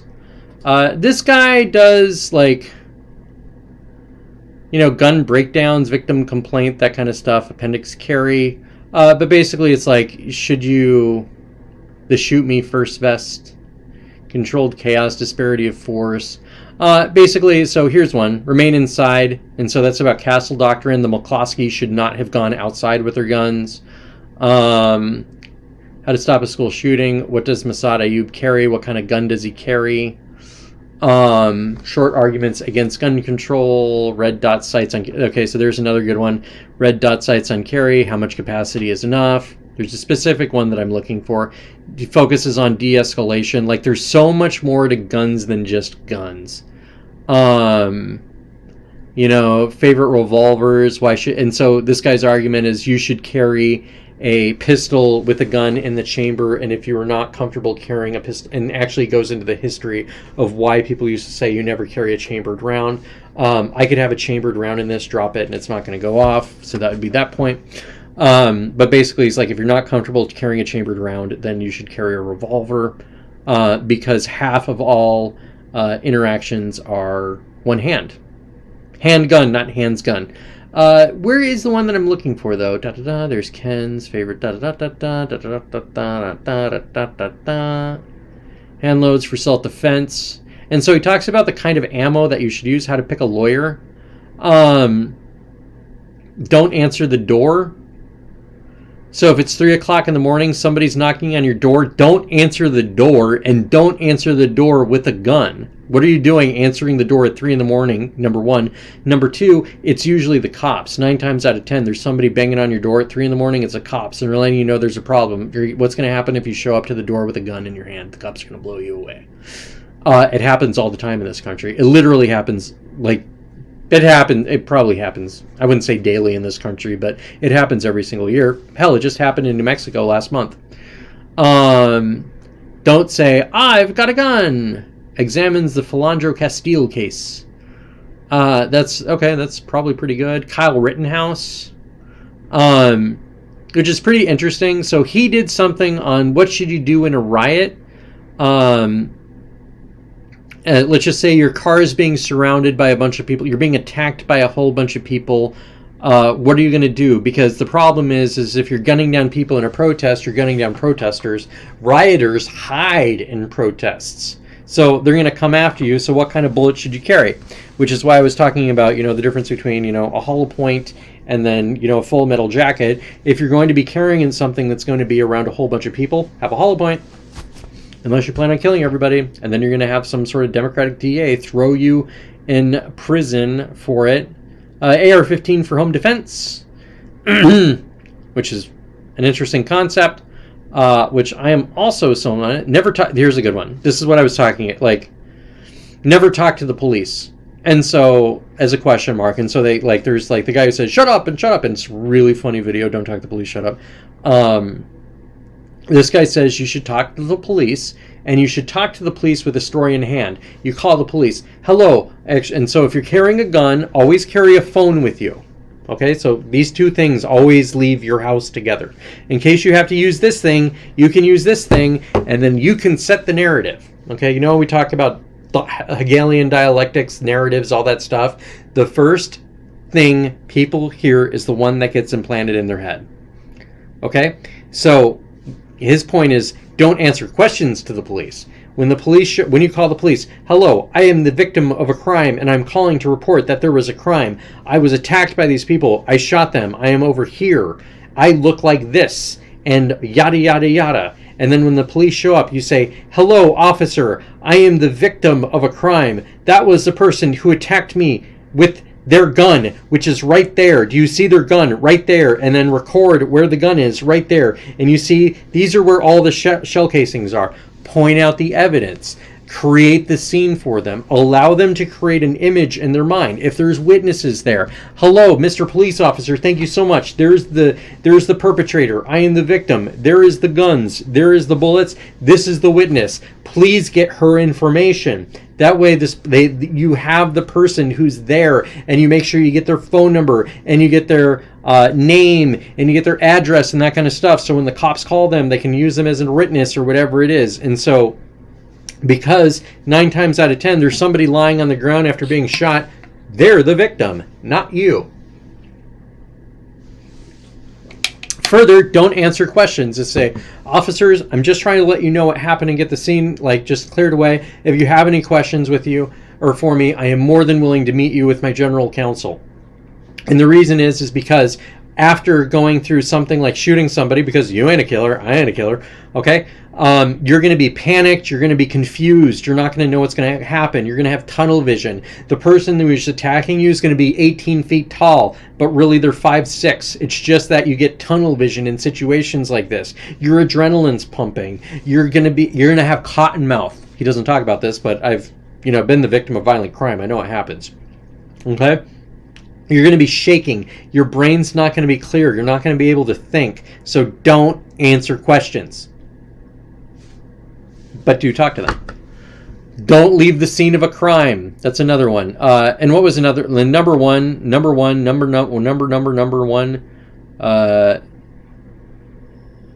Where was it? And I talked about this during the riots. And guys, we're going to have more riots, all right?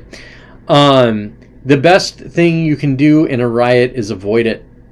Just get Waze app on your phone, and it'll tell you where there's areas that you need to avoid if there's some really bad stuff going on and you don't need to be the subject of it, okay? Don't get yourself in a position where you have to pull your gun on a mob. Just stay away from the mob.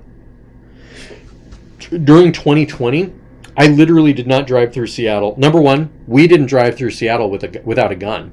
Every single time we went down there, we had a gun in the car.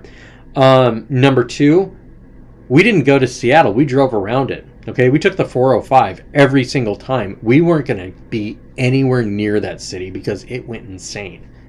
Don't go to bad places in bad times. Just don't go to bad places. All right, that's all I got. I love you guys so much. Sorry it's been so long since I've done a show, but you know what my life is like. So, I will be back probably end of this week or next week. I just wanted to talk about some stuff that's going on in the world that I thought was important for you.